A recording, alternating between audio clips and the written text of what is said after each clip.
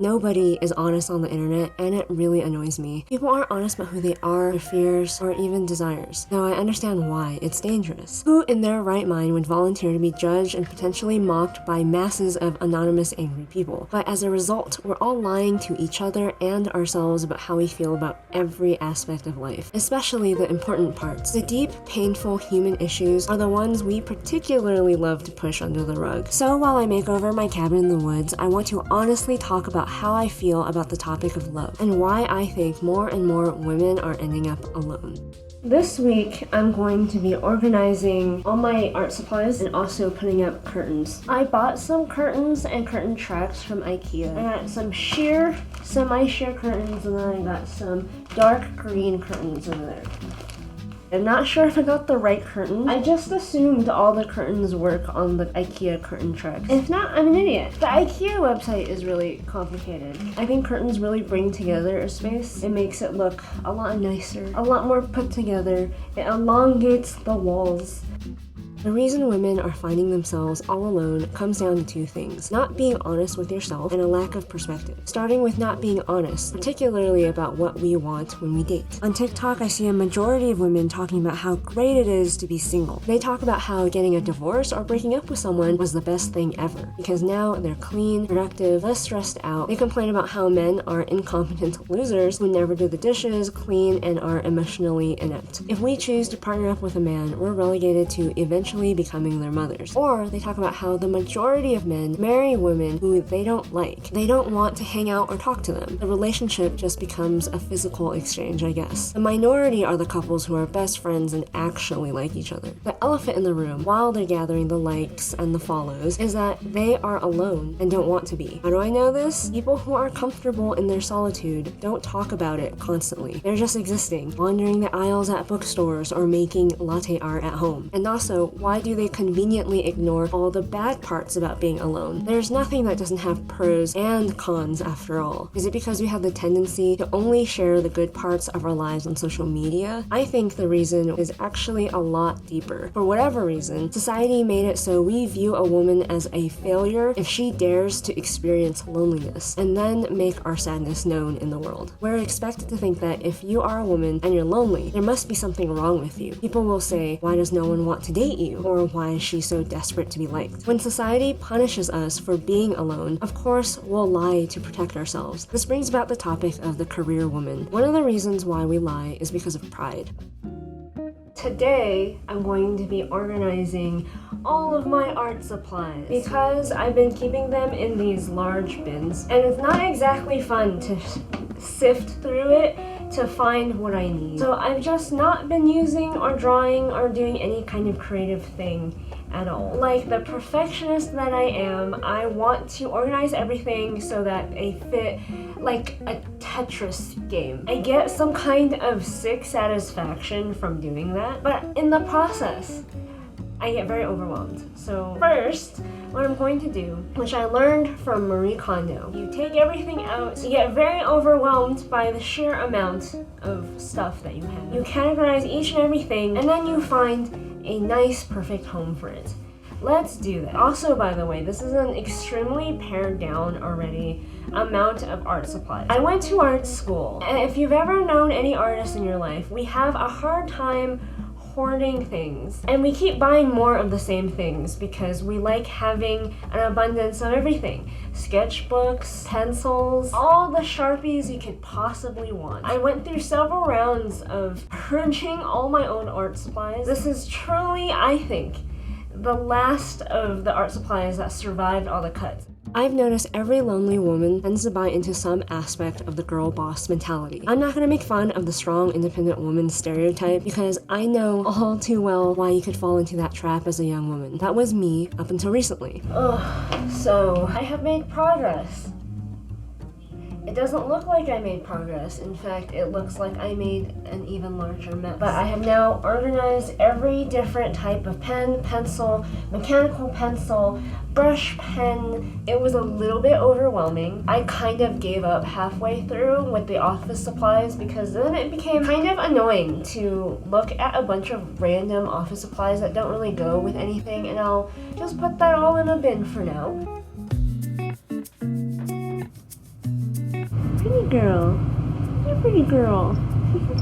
Okay. It's a few days later and I've gotten a bunch of pretty organizational boxes. Hopefully I've gotten enough. If not, I will be fucked. I'll link these boxes down below in case you want to go OCD with your art studio, office organization, or whatever it is that you want to organize.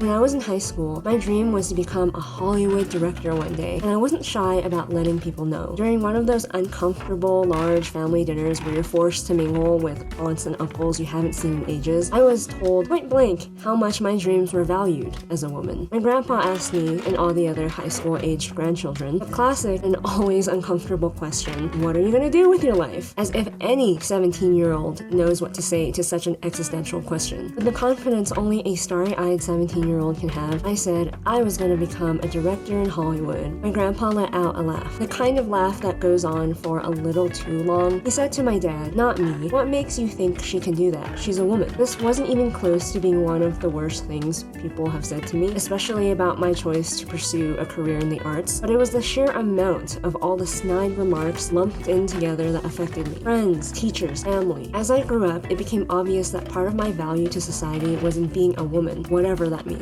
Hell, as women, we learn all of this around puberty. Your friends are starting to date and begin their first relationships. A hierarchy pyramid forms around who is prettiest and most popular. Especially when you're that young, it's pretty black and white what silly qualities teenagers think give you the most value in their Lord of the Flies-esque pseudo-society. If you were an awkward, shy kid like I was, you get picked on for being weird, basically signaling that you are not girl enough. If you're at the top of the pyramid, you get called a pick-me and are targeted by jealous girls trying to take your place. No matter where you are in the social ladder, the unspoken reality is your value as a girl lies in your ability to acquire a relationship. For me, I resented the idea my value to society was outside of my control. My ego tried to protect me by lighting a fire under my ass to excel at anything and everything else that will show people I have value. It became my mission in life to prove everyone wrong. I needed to be a strong, independent woman that didn't need a man to give me value. I went as far as thinking I didn't want to be a bimbo who only cared about being hot enough to get a boyfriend. Those girls were dumb. I was actually going to do something with my life. Ugly, I know, but that's how my mind chose to protect me when I got picked on by other girls. If you attack me, I attacked you. I don't make the rules, that's just how teenagers work. So I worked as hard as I could, graduated college, and got my dream career. This distraction worked spectacularly for about 8 years. But once I got within reach of career success, I was forced to face the thing I was actually avoiding all along. Sure, I had success and career, but I was forced to admit I'm now lonelier than ever. This brings me to the second reason women end up alone. Perspective. So the career woman starts stating, let the games begin. Someone who repressed such a huge part of themselves would totally be perfectly normal and mentally well-adjusted, right? Wrong. You don't just stop being a competitive, overly ambitious person overnight. You don't even realize you have a problem to begin with. For example, a friend who worked in animation told me, I could never date another artist. I'd be too competitive. Men aren't exempt from this either. I overheard a conversation at work where a director asked another, how do you deal with dating another artist? And what if they're better at trying than you? They ask all the wrong questions about what is actually important in a lifelong partner. They're all still so concerned with career. Is this what you'll be thinking about when you're having a heart attack at 65, hoping your partner will take care of you? What will your competitiveness do for you then? I realized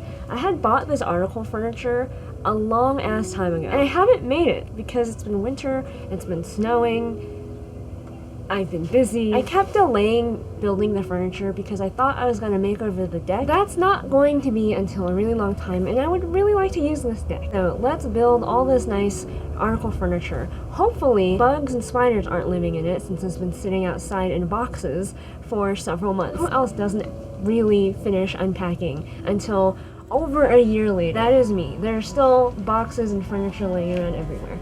So let's do it.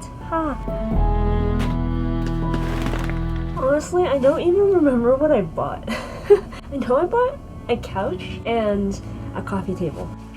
Ever since moving to this area, I get the pleasure of experiencing existential crisis after existential crisis forced upon me on a monthly basis. We live in an area with a lot of older people who chose to retire to a peaceful mountain town. I get to see what every archetype of a person is going to become when they get older. It's like I'm looking through a keyhole into the future of all my fellow millennials. I see the men and women who are alone at 70. I see the couples who do everything together at 60. I see the ones whose family visit and the ones whose don't. I see how painful it is to be alone at 80 with your your body failing you, no one wanting to take care of you, even your kids, especially your kids. It made me realize that we all eventually die alone. There's no avoiding it whether you end up single or not, but it can be less emotionally painful if you find a partner who is patient enough to help you share the burden. When I'm surrounded by the cold hard truth of what it really means to grow old alone, it makes me upset to see what young people care about when dating. Their pride, status, and looks are overvalued, and by the time most people figure that out, it's already too late. Both men and women are guilty of this. They break up or get a divorce, not being able to find someone who suits their personality and values. Some never find anyone because they're looking for the wrong things. So my question for women is this: am I wrong? Because I want to be. It makes me sad to think pride or career is forcing us into a cycle of perpetual loneliness. I have an irrational hope that we millennials will manage to figure out how to have a good balance of both love and career. I'm seeing a lot of young women online starting to realize that there's more to life than pursuing a career. But that doesn't necessarily mean putting our entire life's purpose into having kids either. It doesn't have to be so black and white. I believe we'll figure it out in ways past generations never could.